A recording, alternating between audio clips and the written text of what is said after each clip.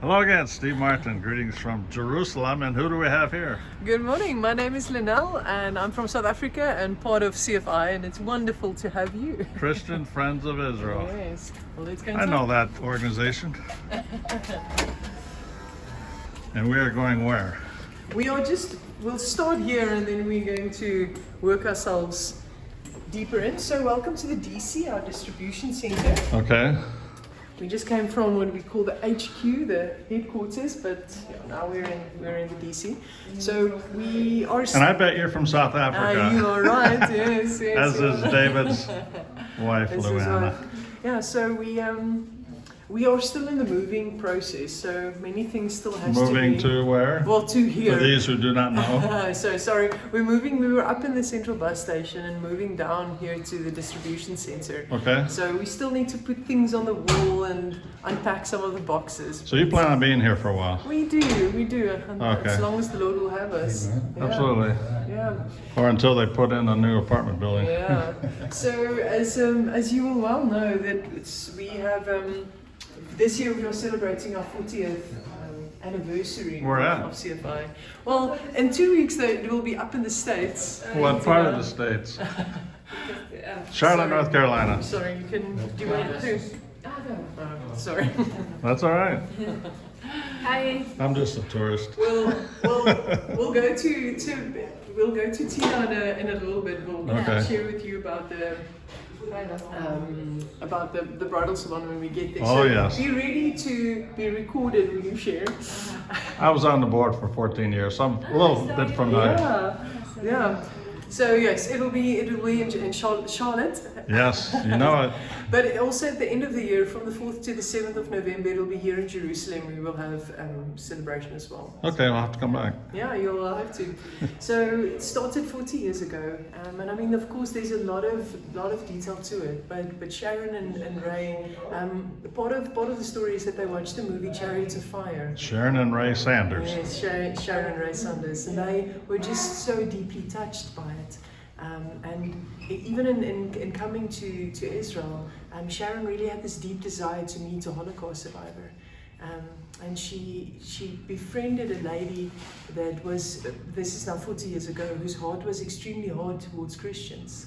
And then when she would ask her, but just take me to a Holocaust survivor, she just said, but why would I? You are a Christian. Like, where were you guys? Like, where were you 2,000 years ago? Where were you with the war? Like, you just turned your back on us. I'm not taking you to my Holocaust survivors. Very, very protective of them. But I mean, I feel like the language of love is one that is so important to be spoken, and part of the vision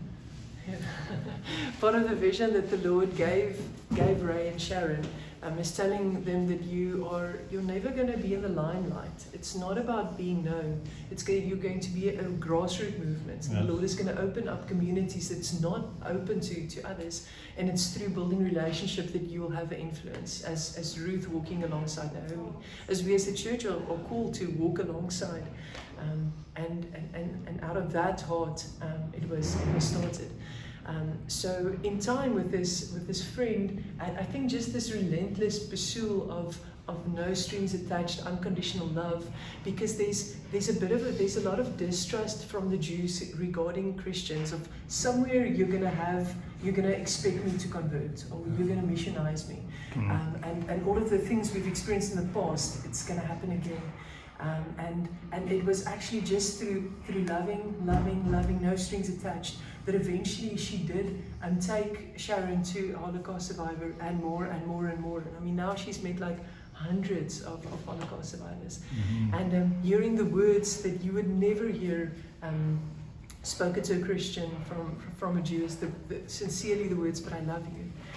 And that has been, if you watch videos and testimonies of communities, and I'll share more about the projects now, that's what you hear. You hear, "I love you," like sincerely, "I love you," and it's just beautiful for me. Like Christians being friends, coming alongside, walking alongside.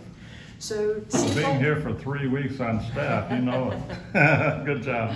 So CFI has two legs, and the one leg is our projects. I'll share more about that now.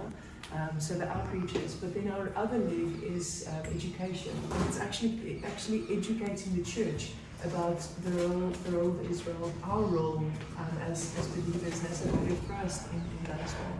Now, just another thing, CFI is the only that word correct, NGO that is registered here. Our office is registered here in Jerusalem, whereas Bridges for Peace and ICEJ, they're registered in the States. Oh. They work here. We are the only one that's here, and part of that is that they. Part of the expectations that they have of us really being strict and not evangelizing and so forth. So we really respect that. Our love is not conditional to you have to respond to the gospel, otherwise we're not. It's not that rule. It's really just no strings attached, loving like Jesus. So part of it is then educating the church. I will give you a magazine later. So 4 times a year there's a magazine that they put out sharing about the project and so forth. But if I can just share some of the projects with you. We're following you. So we've got 10 different projects. Do you have any? Sorry, are you ready? I think let's start in here with Tina and the bridal salon. All right. My daughters are married, so they won't be needing these. Yeah. I have other things to do also. But it is a big part of it. So Yeah, of course. Tina is from Finland. How long have you been at CFI? 8 years. So you and Hannele are sisters. Yeah, we are gonna finish blood. Yes. Yeah. So Tina, Sisu, please. isn't it? Sisu? So where are you from? Charlotte, North Carolina. Okay, and you came to CFI-USA. Okay. So, as you already may know, that we have this bridal salon, and we are receiving dresses from all over the world. People are donating their dresses, and also some bridal salons have given their dresses to us. And Israeli brides come, and every week we have appointments with some ladies, and also with relatives, with family members. We have also evening dresses and suits for grooms. So and they have to pay rent? Yeah, they pay deposit. Okay. And after wedding, they get the money back. They just need to dry clean the All dress. right. So it's really big blessing for them, because in Israel, wedding dresses are very expensive, and all the costs of the weddings, they are very expensive. So when they find a dress here, they are so happy and thankful.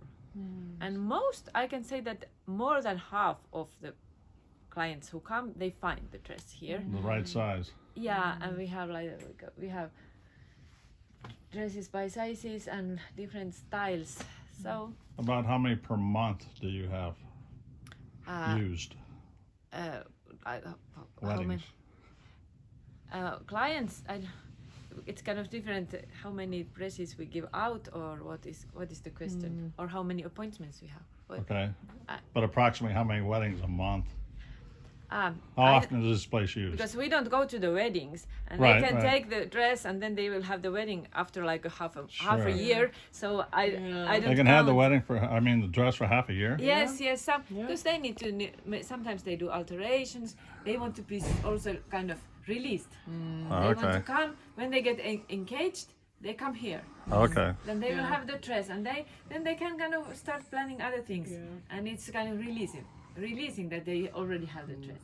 And sometimes it happens that they take the dress, and during the half year they will find another dress, but always they say that it was so good that we already had it, so it was not like a Oh, yes. yeah. So we Yeah, have dress is not the last thing that you get. That's usually Yeah, what it's what you start off it's with. the ladies for the ladies it's important. Maybe not for men. Yeah, For just get ladies, us there. We're okay the with dress that. is really important. Although the men, they have tuxedos and so Yeah, we forth have for Do the they? men as well. Yeah, Yeah, we there's have, seats yeah. for the men as All well. right, so those are up in those boxes? No, it's upstairs. Oh, another room, So what's okay. actually incredible is that Tina is a seamstress. So she you can make help the with adjustments. alterations and Yeah, various things as little well. things. Very I do, good. And I can fix the dresses also. Yeah, and you've said that it's dresses and shoes and jewelry, and even for the bridesmaids or for guests Yeah. coming, it's Yeah, many things. Wonderful. Yeah. Yeah. So usually we have like, this is a happy place.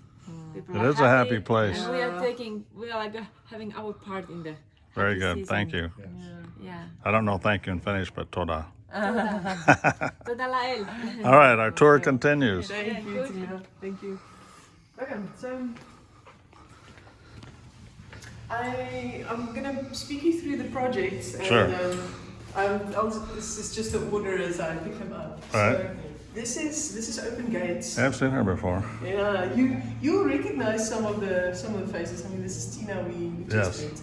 So when CFI started, like I mentioned about the Holocaust survivors earlier, they were the first.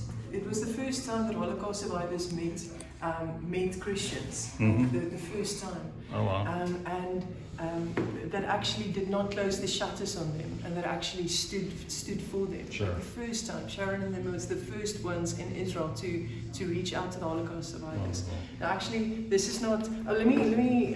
The Holocaust survivors is there, so I'm not. I'm going to pause the story, but so they initially had was reaching out to the Holocaust survivors. I'll tell you a bit more about that now. But they also were helping with physical needs, and this is where Open Gates comes in. There's a lot of new immigrants that come as well, and you'll see here everybody has clothes and stuff. So there was many containers with clothes being dropped with really good second-hand clothing and so forth, and they would distribute that to people. So they were initially known for this project and the Holocaust survivors, and it grew from there. The needs have now also changed, and we'll show you that a bit later. But where there's also fridges and microwaves and more practical gas burners and various things that is given to the Wonderful. Holocaust, to the new immigrants as well, and other communities. But and this is all given for free. It's not. There's no payment. That's why we're so grateful for anybody that contributes towards this. Sure. We can just, as we freely receive, we can freely give. Okay, so that's Open Gates. The bridal salon, you did Okay, just. we got the full story on that one. I mean, if there were more ladies here, we would speak a lot more about that. I'm sure you would. Okay, so Andreas Wings, based on Psalm 91, specifically focuses on those that have been victims of terror, whether that was stabbings, any car rammings, anything like that. And specifically reaching out to people, visiting them, rehabilitation, trauma counseling, various things like that.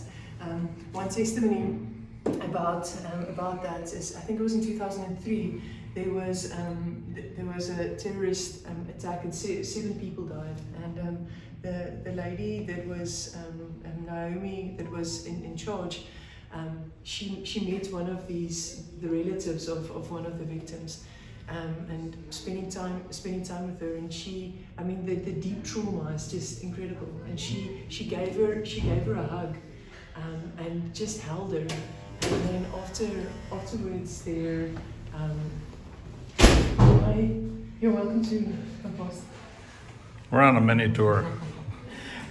She just held her, and a testimony that came from that is that this lady said, but when she hugged her, it was like all the grief and all the trauma that she experienced just left her. And then I just think, I don't think we realize that we carry the presence of Jesus. Like we carry his shalom, we carry his peace, and even in the way that we embrace people, it's incredible how they experience him. And so then after October 7, they contacted her again, Naomi again, and they said, but please can you come, like we need you. And she couldn't go, and somebody else from our team ended up going. And she just shared this testimony of like, but when she was with me, and like I just felt this grief leave. Can you just be with me? So there's such a need just to be with them and them. Now, David Shearer, there's another one. This focuses on IDF soldiers. We currently are in need of a coordinator for David Shearer. But so the Jim McKenzie. Great, yeah. He was the outreach supervisor. Yes. So you might be able to tell us more about this as well, Steve. But I've stayed in Jim's home 3 times, Jim and Linda. yeah, so the government doesn't. You're welcome to go first. The government has a lot of expenses when it comes to the IEF. So they, I don't know if you know this, but for every Iron Dome that is shot to neutralize a missile. We like that word, neutralize. Yeah, it costs $50,000 like for everyone. Wow. So you can imagine. So with they of course give like the clothing and boots and so forth to the soldiers, but not everything. So what we do is we will give backpacks. We do not give weapons, of course, but we will give backpacks and protein bars and even like underwear, various like practical things that they need. And it's incredible, even the small things, how much that means to the soldiers. So that's really beautiful. We a few days ago we had a soldier that came in the morning. We started morning devotions, and he joined us for devotions. And it was so beautiful, just being able to pray for him as well. So, yeah. Okay, so communities under attack are as well communities that have been affected by terror. And I mean, as you can see, it's really again just about being with the people. We last week had the privilege to visit a community up in the north on Lebanon's border, and it's really just incredible how again communities that were previously completely closed, how the Lord just opened that up.